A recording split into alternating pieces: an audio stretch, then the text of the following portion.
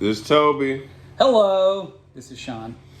Yeah, we're back once again. It's April 15th, and there's been some new releases, and we're going to talk about it. But first of all, I was going to plug a show I have coming up on Saturday, April 23rd, playing at the Lost Well with the Bulimic's 25th anniversary show. I'm playing with John Motard. We're also going to have 13th Victim and the Mean Hearts. So it'll be a good bill. That's going to be fun. Where's Mean that Hearts is a fresh band with seasoned band members, some people we know. And that's going to be at the Lost Well. Lost Well. Yep, it should be a good time. So that's Saturday, April 23rd coming up. And before that, I'm excited. I got tickets to see Testament, Exodus, and Death Angel. And tell everyone how long you've been waiting for this 2 show. years. I bought the tickets 2 years ago. The show's been canceled twice. Me and Daniel, who's speaking of Bulimics, their original bass player 25 years ago, we bought the tickets together way back when, and hopefully we'll get to go. So it was canceled once for COVID, and then what was the other? It was canceled twice for COVID. Oh wow. Okay. Yeah, and then this tour was happening in Europe when the whole pandemic started, and the drummer for Death Angel was like in a coma, and members of all three bands got COVID. God, really bad. That's horrible. Yeah. Wow. Yeah, so I've never seen any of these bands, and then you and I have tickets to see Circle Jerks: A Negative Approach. Yeah, in 7 seconds. In 7 seconds. It's gonna be crazy. But yeah, that's Tuesday the 26th at Mohawk. Oh yeah. So I've seen Circle Jerks were the first big hardcore, her first big punk show. I mean, the first national punk show I saw. The first punk show I ever saw was Bark Hard and Contortion Session at a skating rink in Houston. Oh, in right. terms of big bands, it's like summer of '86. I saw Circle Jerks with No Means No. Oh my God! What a fucking awesome show! Was that their Wonderful tour? No, it was after. I guess they were still touring Wonderful. Okay. Yeah. Wow. Yeah. Wait, where was that at? Fitzgerald? And I remember because Greg Hudson was, I recognize those guys from Repo Man, but I'd never been out. And my buddy was just like, walked straight up to him, was like, Alex Ralston was like, hey dude, when are you playing? He's like, we're going on after these guys, you should go check them out. And it's just like, I'd never been to a show where you could like talk to the band before. That was like a real mind blower. Wow. That's awesome. Yeah, 1980, and where was it again?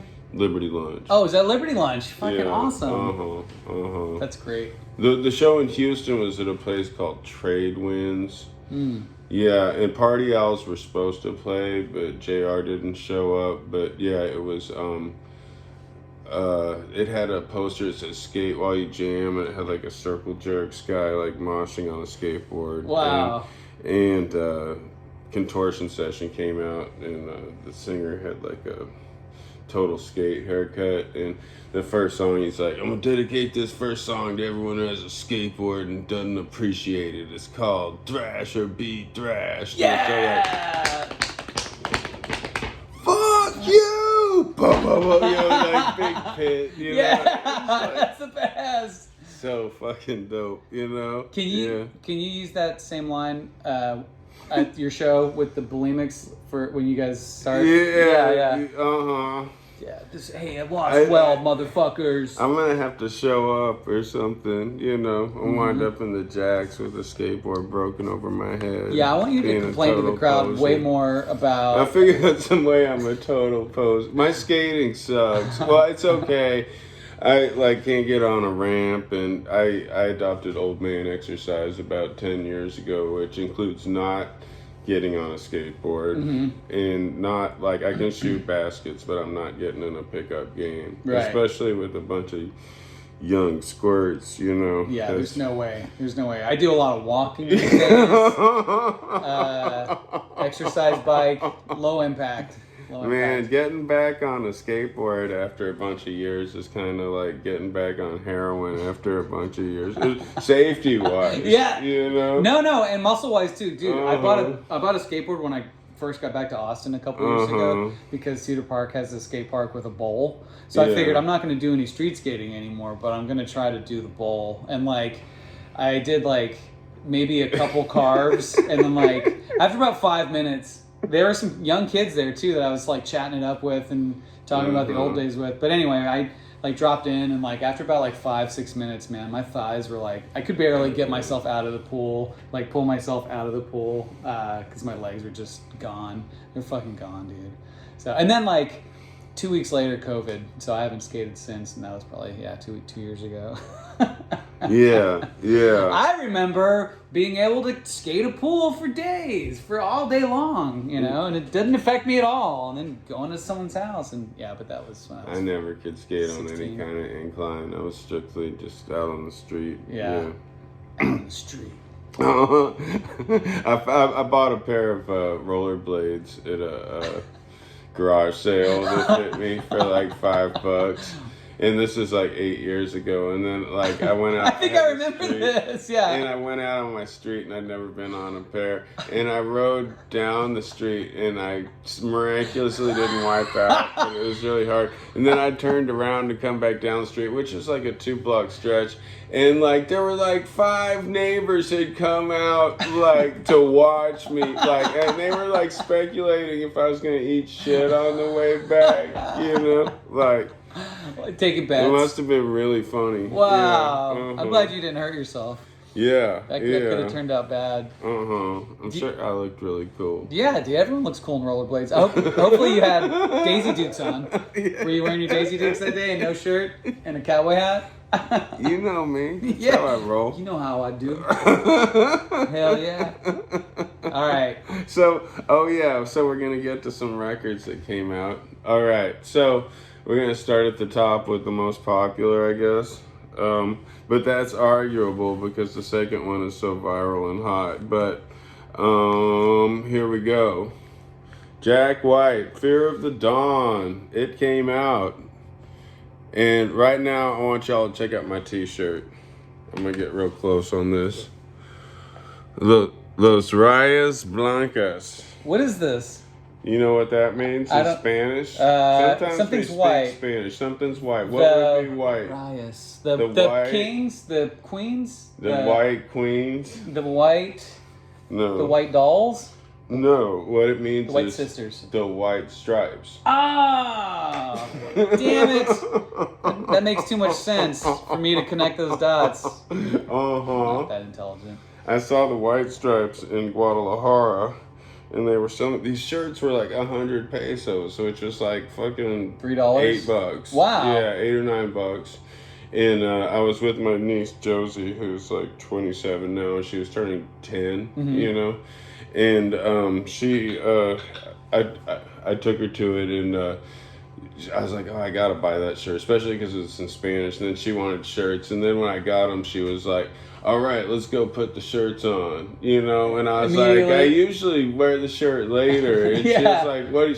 She'd never been to a concert before. Yeah. And she's like, no, we're going to put on the shirts. And so then we went to the restroom, and then she came out with her shirt on. I still didn't have mine on. She's like, where's your shirt? And I was like, God damn it. So I had to go in and put on. It's the only time I only wore the shirt right at the show for that tour. Yeah. You're a good uncle. That's what good uncles do. Thank You're you. also a really good gift receiver. Let me tell you something, because I know you've received clothes from your grandmother for Christmas before that may not have been the most fashionable, but you wore them religiously for at least a couple months. Is this a compliment? To prove, yeah, I guess. Yeah, not a fashion compliment, but a loyalist compliment. You know, great grandson compliment. Anyway, you never turn down a gift, no matter what. So yeah. Oh man. Yeah. But that's cool. That's a great story. That's a really I got cool a shirt from my sister that I had given to my dad for like 4 years before for Christmas, and then like Christmas like 4 years before, I received it from my sister. It's like a Mexican Day of the Dead stormtrooper. Okay. Anyway, Yeah. I don't know why I thought my dad would wear it around the house. It had never been worn ever. you Yeah, know? that happened to I me. was like, that totally looks like my style. That's something I would buy. I did buy it. God yeah. damn it, I did buy that. It just came I back wear around. it now. Yeah, it made the full loop. Jonas, my son Jonas went to go. We went to visit family in Alabama, my sister and my brother-in-law, and I came home and he stayed there for a couple extra weeks. But I had given my brother, when the Astros were on the World Series, I had like sent him a Astros. He wanted an Astros like World Series champion shirt, so I sent him one, and then it was. I think it was Jonas's birthday while he was there because it was during the summer, and when he got home. He was wearing that shirt, and I was like, "Whoa! Like, well, that's awesome, man! Like, that's cool that they thought of you like that." Because I didn't, and then come to find out, like, I think he forgot that I gave it to him because he was like, "Yeah, I had this new shirt and I gave it to Jonas. I didn't." And I was like, "Oh well, glad it fits you. Glad you and Chris are the same size." So anyway. So this album's great. I mean, okay. Yeah, this album. Jesus, that was a crazy tangent. Yeah. So yeah, Fear of the Dawn. So I hadn't seen the White. I saw the White Stripes a few times really early on when their second album came out. And then I saw them like right when they signed their big deal at South by Southwest, and was that the it's show? 710. Oh wow! Okay. And that was probably the craziest I've seen them. It was real packed in there, and that was like the hot place to be. And That's they awesome. Come down Who to played South with by them? South. I don't remember. I was hanging out with Dave from Scared Chaka, but he was in town. He was with the Shins. He was hanging out with them, but he wasn't in the Shins yet. Gotcha. So I Young Heart Attack, when I was in Young Heart Attack, opened for them at Emo's, but that was still, they were White Stripes. They weren't that big yet. They weren't that big. Yeah. And I remember they were sound checking, and we just were kind of like hanging out, and I'd never heard them before, and we were like, all right, they were pretty good. Wasn't sure what to expect, and then. After they sound checked, we all came back to the inside bar, and Joel served us beers, and Joel, who loved wrestling, had backyard wrestling, a video of backyard wrestling up on the TV above the bar in the front room at Emo's, and so we all sat around and drank beers with the White Stripes, who we didn't really know, and watched backyard wrestling. And I remember Jack White laughing hysterically at just the backyard wrestling video that Joel had put in. So anyway. Oh wow! Yeah. No, I remember Fireballs of Freedom were touring with them, and I was friends with Fireballs, and that was like the last date of their tour, and a few people when I was talking to them privately were like, I gotta get off this tour. I'm in love with Meg. I've gotta get out of here. This is awful. Oh no! Everyone had the hots for Meg. Yeah, that was before, she had star power already. Right. This album is great. I mean, it's not like, like the White Stripes are like an intimate band, and this is music that's supposed to be played at a big festival. Like some of these songs, I'm like, this would go, like, he would play right in between Beck and Rage Against the Machine at ACL Fest. Right. And this would slay. Yeah. And people would be like, actually, surprisingly, the best band was Jack White. I mean, like, it's a bunch of top shelf session musicians, and Grannies were there? Yeah, everyone. That's my go-to impression. It could be. It's We saw Jack Marge's mom in Yeah. ACL. Yeah, No, yeah. Marge's mom was actually Glenn Close. Was she really? Yeah, I mean, she doesn't appear but one episode because Marge didn't really know her mom, but we're going to get off on that. Also, I hadn't been keeping up with Jack White's solo stuff. I liked the Dead Weather. I thought that was pretty good. What was this other band? The Greenhorns? It was with the Greenhorns. It was called the it's a word that means the Raconteurs. Raconteurs, that's it. It means Yeah. to tell a good story. I like them. I remember when they're first. I like the came out. Raconteurs. I couldn't listen to their full albums, but I saw the Greenhorns open for White Stripes when I saw the White Stripes in Guadalajara. You know what was cool about that show is Latin American audiences will sing along with the most melodic part of the song, which is quite often the guitar solo. And I mean, I have bootleg CDs of Iron Maiden playing in Argentina, and like the whole stadium sing along with guitar solo. That's awesome. As soon as so it was the second show of the Get Behind Me Satan tour. I think they'd opened that whole big tour in Monterey the night before, but when they started playing Seven Nation Army, the whole audience was immediately like a soccer chant going like, whoa, right. And like they just like stopped playing and sang over the audience, and then came into the song, you know. That's badass. It was real cool. I guess that had happened the night before in Monterey too, you know. So and now it's a popular football chant. it was a football chant already, you know, on the next tour. All right, you got something to say about this? Just some facts here. Fear the Dawn. This is Jack White's 4th studio album with the Jack White Band. And apparently there's a 5th record coming out this year called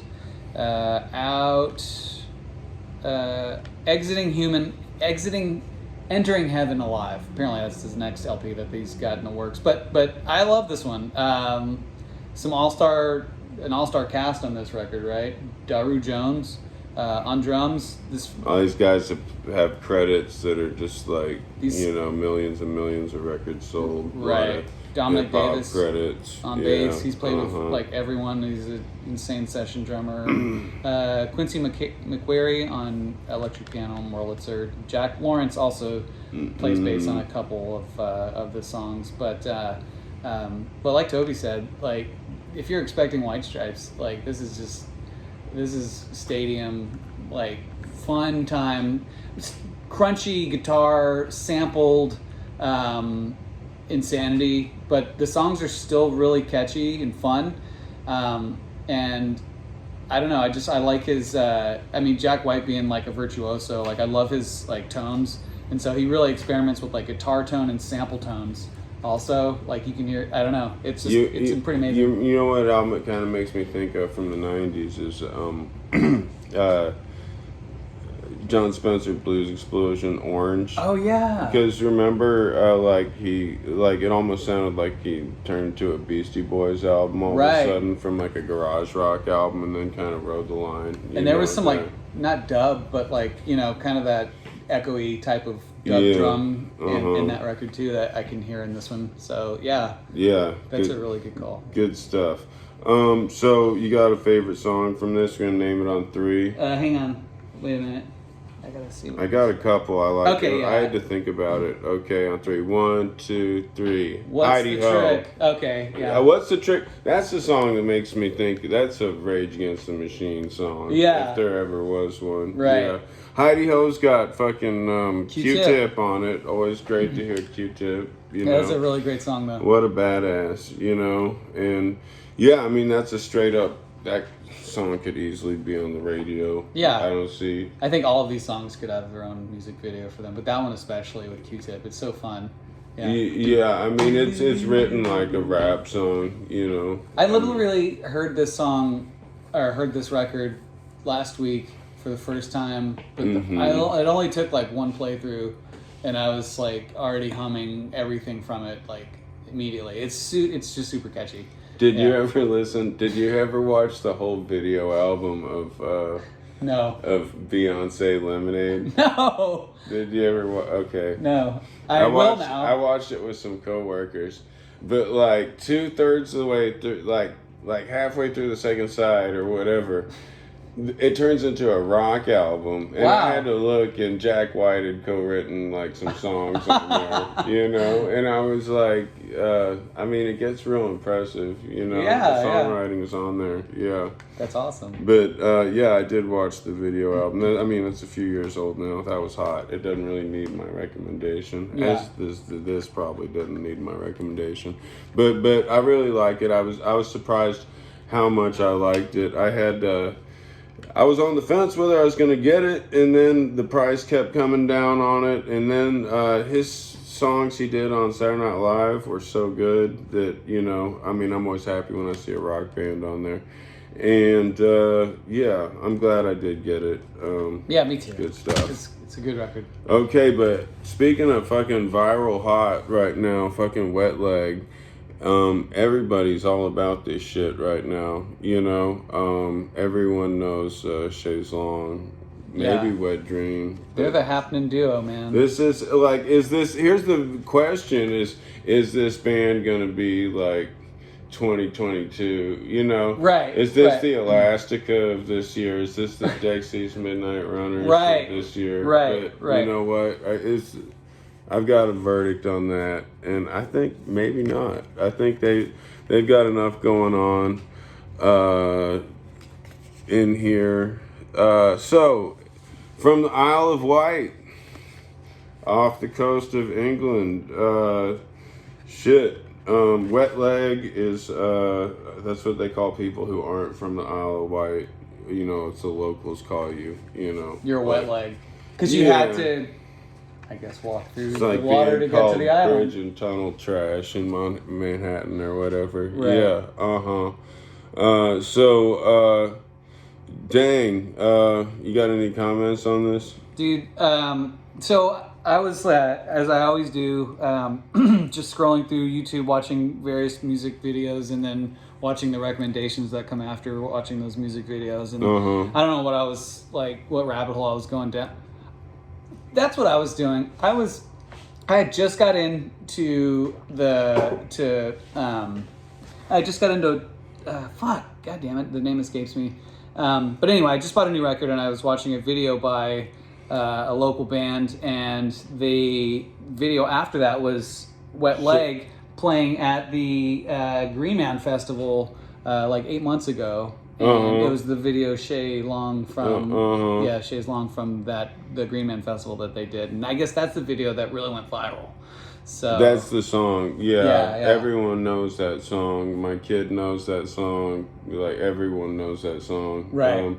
And I was talking to Scott Gardner from Stronger Than Dirt yesterday. I went to a Play Your Own Vinyl night at this hotel in South Austin, and he was there, and it came up, and he was saying that to get the record on this is already real expensive. Wow, no shit, really? Yeah, it sold out. I mean, that's not going to say they're not going to repress it, but he's saying there's already sold out with people trying to get it. So yeah, Hotter Than Hot. These guys are bigger than all the other, bigger than Idols, bigger than Yard Act. He hadn't even heard of Yard Act. I mean, I guess they're not. Oh, Scott hasn't? Yeah, it hadn't. I mean, I didn't mean to rat him out on that, but like, we were talking about indie bands like Viagra Boys and Idols and stuff. And I guess Yard Act hadn't made the dent that, like, especially these guys have. Right. You know. Right. Yeah, they're on target to, like, they're exploding right now. So it's going to be interesting. But yeah, is this going to be the next? One hit wonder. I hope not. No. But if you really like Chaise Long, then you're gonna enjoy this whole record. Do you agree with that? Yeah. I think it's a really fun 80s style new wave record. Yeah. I mean, the follow-up single Wet Dream is just as good as Chaise Long, I think, in a different way, almost the same way. It's got a lot of songs. I think what's going to actually sell this band is the slow songs that to me sound like what's that band? The Yeah Yeah Yeahs, who everyone loves except me. Like, I don't mean to whatever. They're great. They've got their own thing, and they've kept going. But there's a few like the ballad, total like girl songs on this, like Piece of Shit. God, what's the other slow song? There's a few of them like that. I think they'll catch on, but there's a lot of... well, the first one, Being in Love, it starts right off with something like that. You know? But, I mean, I think lyrically they have a perspective that a lot of people can relate to, and they seem like a lot of fun, and some of the songs are super catchy. I think they can write a lot of catchy tunes. You got a favorite one on this? I do have a favorite. You gonna song name it on 3? Yeah, I am. 1, 2, 3. Supermarket. Oh, no. Okay, I was gonna pick Oh No. Yeah. Yeah, Supermarket's really good. I like Supermarket a lot. So the thing with Wet Leg is I feel like they're very similar. At least I'm hearing bits of like Strokes, like a more new wavy type of Strokes. But to your point with the lyrics, like she's super witty with her lyrics and her delivery is really great. And I hear like Andy Summers style guitar in there too. Like the guitar playing is really good, but very very new wave. It's good. It's good music writing. It makes me think of a lot of the. Okay, so I got into punk rock through new wave. I was not a metalhead at all, So when I was in junior high, I was all about Adam and the Ants and B-52s and all that stuff, whatever, in excess, Bloodhound Gang. So it's like 1984, whatever. If you had a funny haircut, you had my total attention. Devo, so I mean, when I listen to this, it makes me think of like Missing Persons a little bit. Yeah, it's like some of those records were just fun, like they weren't. Nothing on there was that heavy, even though, I mean, there's a little drama on here, but it kind of has that vibe. I listen to a lot of Bow Wow Wow, I mean, I'm not trying to, this isn't like Bow Wow Wow, but it's got a similar, just light, fun delivery. Vibe to it. Yeah. Where it's not going to go that deep on you, but it's super relatable and, great record. I was a little hesitant to like listen to it. To be honest, I was like, I don't know. Like, I like the song. I didn't want any of the songs to be any worse than Chaise Lounge. Yeah, Chaise Lounge. I always call it Chaise Lounge. Yeah, Chaise Lounge. Yeah, but I was nervous that it wasn't gonna carry. But but I was super impressed. And the songs are really well crafted and written. Yeah. And so the singer's name is Ryan Teasdale, and the Hester Chambers. Hester Chambers is Michael the lead guitar Champion player. on bass. Henry Holmes on drums, and then Dan Carey on synths and synth programming. And it looked like they had another guitar player live too. Yeah, they were playing all over the place during South by Southwest. Right. Them and Yard Act and Surfboard, of course, and the Spits. Just 3 bands that fucking were drawing right now like crazy. Everywhere. Right. Yeah. Right. I bet you that was a fun time. Yeah. So, good stuff. We both like it. Yeah, you won't be disappointed. All right. So, to the metal from Germany. Destruction. Look at that cover. You won't see a better cover this year, I can guarantee. Now, here's what I didn't realize about this cover. Diabolical, right? Yeah. Is look at his arm. Look what Sean pointed out to me. That's not his arm. He's holding up someone else's arm. Ripped off zombie arm that's also doing the fucking rock fingers. Yes. But if you notice, he's holding the severed arm and also making the rock fingers as well. So it's the rock symbol is. It's their 13th or 14th album. Destruction are one of the big 4 of German thrash metal, along with Creator, Sodom, and Tankard. Destruction come from the town Weil am Rhein, and it's on the east bank of the Rhine River. And it's in Germany, but it's right on the border of Germany, France, and Switzerland, which that must be very international. And it was started in the 8th century, and it was a commune at one point. So very old, beautiful town. And I saw Destruction in like 1988. No shit. Yeah, I saw them at, I had not heard of them at the time, and remember how I was saying I wasn't into metal? Yeah. I wasn't into metal. How did you end up at the show? They opened for the Cro-Mags. Oh, fuck. The place is the Axiom in Houston. Okay. And it always, every time I think of that place, I think of like a broken air conditioner. I mean, I think of great rockin' times. Right. But I also think of being hotter than Hot as fuck. fucking hell Yeah. all the time. In you know? Houston. What? It was like in August in Houston, like summer of '88, and it was they were touring. Well, why? Release from Agony. Okay. And Mad Butcher, they were playing that stuff. Mad Butcher, Release from Agony, and they had some fans, and they were wearing leather, and they were like these skinny German. They were like, you know, like it was. I mean, they probably didn't have any other stage outfits or whatever, but like. Whew, they must have been dying. They were all skinny and pale, and you know they came out, but you know people were into them. And then this was the Best Wishes Cro-Mags tour when Harley was singing. Right. And honestly, if I have to pick, and you know, as a bass player, I'm always gonna pick the bass player's version of the band. But whatever, man. You know what band I'm not picking the bass player's version of is the Cro-Mags. So I agree with you there. Yeah. Have you ever seen? Anyway. Yes, I've seen John Joseph. You've seen John Joseph sing from the Cro-Mags. I've never seen the Cro-Mags. But Toby, if you were a new wave kid in 1988, what the fuck are you doing at a Cro-Mags Destruction show?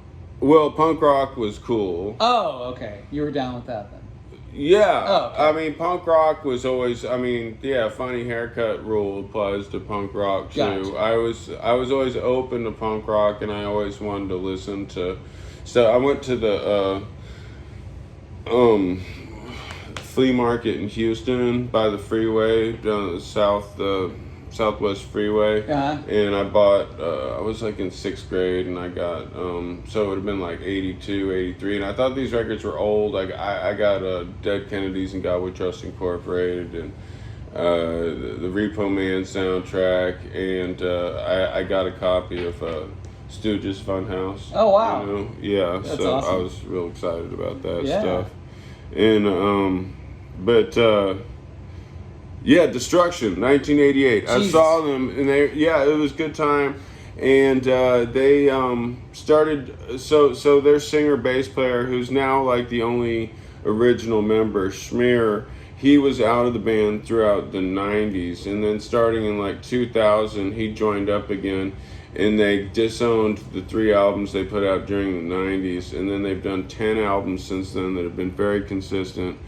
And I've heard the last 3. Actually, one got by me, but I was listening to the couple they did before that, and real consistent. If you want to hear like meat and potatoes, fucking thrash music in the style of Creator, or possibly even a fucking 80s Anthrax album. Or whatever. There's no new ground is broken here. If you're into thrash, you'll love it. If you're not into thrash, you're not gonna get into it because of something they did on this new Destruction album. But you know what? It's fucking dope. What's not to like? What, you got a favorite song on this one? I do have a favorite song on this one. Okay, I'm gonna say on 3. 1, 2, 3. Tormented Soul! Tormented Soul! Yeah, fuck yeah, dude. That's the best song on this whole record. It was actually hard to pick because they're all fucking slayers. There's a lot of Diabolical, No Faith in Humanity. Yeah. Last of a Dying Breed. It's the guitar in Tormented Soul, dude. Like that fucking guitar breakdown. Yeah, like, Tormented Soul. Like 2/3 of the way through. 3 videos for 3 of them. They don't have a video for that one. Yeah. Tormented Soul. Man, my soul cool. is tormented because they'll never be a Right, music man, video. I was feeling that one. Right, yeah, me, just tortured. Yeah, right, the whole So record's it was hard not to pick their cover of the GBH hardcore classic "City Baby Attacked by Rats," which. Well, it's awesome. It's fun. It's a fucking thrash version of it, and it's fantastic. It smokes. Yeah, it smokes. The record won't disappoint. Thrash lovers, You makes me want to skate. Thrash? Yeah. You want some thrash? Here's your fucking Destruction. And it looks like Creator's got an album coming out like in a month or so. But cool. I can't wait so to listen to hopefully that one. we can see a Creator Destruction. Is that like mining the same audience too much? Because I saw Creator with Accept. and I was so fucking excited for this show at Emo's. And I got there, and there was like 40 other middle-aged guys like me that were all as excited as I was. Yeah, and yeah. then they'd moved the curtain all the way up to the front to not, because, you know, at Emo's they can make the audience, you Right. know, they don't And want the to make it like backstage? cavernous. No, in the audience they can move the curtain up so that there's, you know, it doesn't, there's no empty space. They can move the audience up to the front. Yeah. It was so poorly sold. Oh. And Accept was touring Stalingrad, and I think they were doing Phantom Antichrist, I think, the creator. Anyway, it Were you just was bummed that great. there's no one there? Well, I had a great, man, I mean... Did they rip it No, up? as great as creator as no one should play after Accept. Right. That's like the fucking best band live, you know? Right. Like, I love Accept so much. Anyway, and that's the only time I've got to see them, because they play like stadiums in Europe, Right. and they don't, you know, I mean, it doesn't make sense for them to tour here. Yeah. I'm gonna figure this out later, Okay, because cool. I can't. But you know, the other thing, quick point: Digipacks rule. Plastic jewel cases suck. This thing's already broken, and I gotta replace it. You know. What's this called? A Digipack? A Digipack. Yeah, they're great. I'm all about that. Yeah, I really you like know. them. Traditional I mean, plastic ones, yeah. yeah, I mean, let's get past plastic. We don't need to have plastic anything. Yeah. As much as that album rules, you know. So, okay. Great records. What White are you Leg. picking from the three? If you gotta pick a favorite. If I have to pick a favorite? Oh! I don't know. You can't compare. This is a hard one. Yeah, I thought about this too. I don't know if I can really pick a favorite one out of this lineup this week. I think they're all about equal, you know? They're all kind of different genres. You've got, you know, Jack White's Stadium Garage Revival dub mix. And then you've got, you know, the newest new wave, hottest shit in the world right now going on. And then you've got fucking classic thrash metal band. It's all just kind of killing it at their own genres. There's no way I can choose a favorite. It's once again a good week. I made a mix of these three and had it on shuffle, and I was happy. I was in a good mood all week, you know. So coming up, we've got a Willie Nelson album. Like I said, we've got a Creator album. There's a few things I don't know when they're gonna get here, but we will see when they do. Some band called Undeath. Anyway, there's a few local releases I'd like to check out if I can get my hands on them. Anyway. In the grass. Yeah, Snake in the Grass. Snake in the grass. Is that the song of the year so far? Dolly Parton. Yeah, that's my Snake in song of the year so Grass. far. Yep. It's a top contender. It's gonna be hard to take her down. I mean, so we're just getting into the second quarter of 2022. So Yeah. I mean, so I was thinking when we get halfway, maybe pick a few favorites of that. You know, does anything pop out in your mind as like the album so far of the year, your favorite album of the year? Oh man, I really like the Saxon. God, this week has been great for records. Let me see. Satan. Morbid Altar, or Malignant Altar. Satan. There. Satan was great. I mean, that was just last week. Satan. That was better than Saxon. Yeah. And you know what I've been revisiting a little bit is I mean the Elvis Costello album. Yes. Sounds great. Right. The April March album, you know, I am gonna have to put that in this year because it's so awesome. It's so good. That was another reason I had to buy the Jack White album is he put out the April March album. So, Oh wow. Okay. yeah. Oh, and The Killing when Joke I is was good. hanging out over with like Agnosticon guys and stuff, Amy Lane, they were playing me this Gibby Haynes single that Jack White put out with him on it. That just sounds like they're trying to sound like the first Butthole Surfers album, you know? Yeah. Well, it was really cool. Yeah, you I know? was like, that's fine with me. I would love to hear that. You know what Jack White, when I was watching him in Mexico, occurred to me about his guitar playing is, in a way, he's like Ace Frehley, in that both guys never, like, okay, is like a medium competent guitar player myself, like, never do anything. You look at him and you're like, I could do that. You know, and then the way they string it all together is genius. Right, you know, right. And the fact is, even though I look at them and say I could do that, part of that is because they made it look easy. Yeah, you know, right. but you know, there's never a fucking Yngwie moment, you know? There's never an Eddie Van Halen moment, or it's like, yeah, no, I'll never get there, you know? Right. It's always like, yeah, I could go home and pull that shit off right now. I like that, because it kind of keeps the musicians happy, where they're like, okay, you continue to have inspiration. It's like watching skate videos as you're a kid, you know? Like you're either super inspired or you just want to give up skating because you know you'll never ever fucking land those tricks that those guys are doing on the video, you know? So when I was in my first band, and we were really, I mean, it was way back when. I remember it was like 91. I went to go see the Meat Puppets at Liberty Lunch before they were, it was the album, was it Forbidden Places, before they had the single was Sam. Like, it didn't take off. It was like first major league. Anyway, but I was watching them, and you could tell they'd played like 1,000,000 hours together. Yeah. And I was just like, my band will never sound like this. Yeah. I could go home and we could spend every fucking minute practicing, and never be that synced up. Yeah, we'll never be this in tune with each other, you know? That was with Chris and Kurt? Yeah, it was like the original band, Yeah. you know, Derek Bostrom and stuff, you know. I mean, whatever you think of them, those guys had that fucking 1,000,000 hours behind them or whatever, you know. Jesus, man. That's awesome. Yeah, But, cool. Well, yeah, we should play the song Get Out Here because we've gone over 40 minutes. Oh, wow. Okay. Yeah. Thanks for watching. Thank you. All right. Howdy, howdy, howdy, howdy, howdy, howdy, ho. All right, Tormented Soul, the theme song. Tormented Soul. Away. Sorry. Should we play that and you make me feel beat.